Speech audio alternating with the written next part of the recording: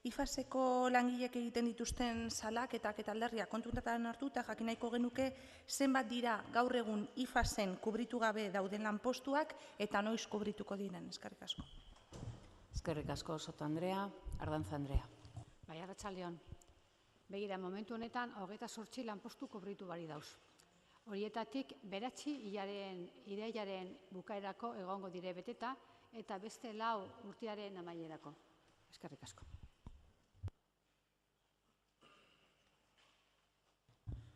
Soto Andrea.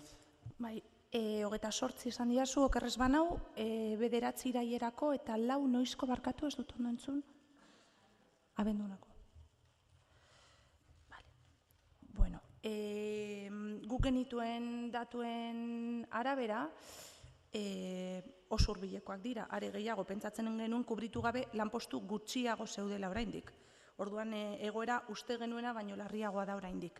Guk uste genuen 24 postu zirela eta aldiz 28 omen dira.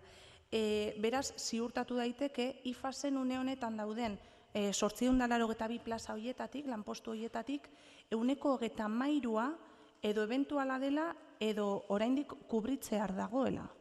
Eta horrek esan nahi du 113 aldikotasuna eta prekaritatean oinarritzen den lana dela IFASen.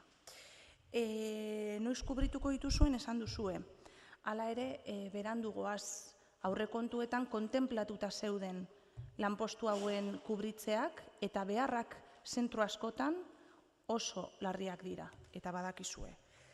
Ez duzu esan zertan, edo non, edo zerekin kubrituko diren, aprobetxatuko dut aukera hau, gomendio bat emateko langileekin hitz egin da gero, oso ondo dakizun bezala, IFASen 2 egoitza daude, handienak direnak, Txurdinagakoa eta Leioakoa, eta bertan harrera zuzeneko lanak egiten dira. Eta harrera zuzeneko lanetan dago beste inon baino behar gehiago. Orduan, harrera zuzeneko lanpostuak dira momentu honetan garrantzitsuenak IFASen. Orduan, badaukazu hor aukera bat lanpostu hauek nora bideratu jakiteko.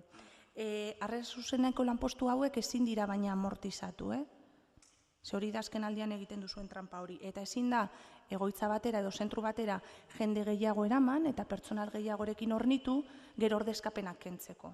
Azkenean, zentru hori izten duzue betiko moduan langilego gehiago sartu aurretiko egoera beretsuan edo inkluso askotan txarragoan.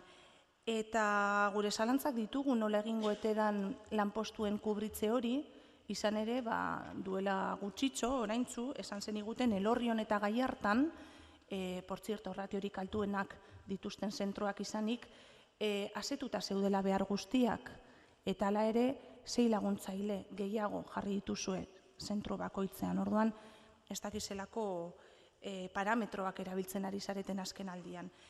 Bai azpimarratu nahiko genukena da, behar handiak daudela IFASen, eta behar horiek... Andrea, amaitu duzu denbora. Eskerrik asko.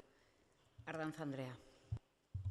En principio, decirle que el número de vacantes en proporción del número de personal del IFAS es del 1,7 y no la cifra que usted ha dado. Y por otra parte, comentarle que estos 28 puestos de trabajo son unas previsiones que se hicieron en su momento pensando en que la demanda del sociosanitario iba a ser mayor. Ese no ha sido y, por lo tanto, no ha sido preciso el cubrirlas. Cuando usted me habla de que es necesario el cubrir los puestos directos en centros como Leioa o Txurdinaga, decirle que estamos cumpliendo perfectamente todas las ratios necesarias.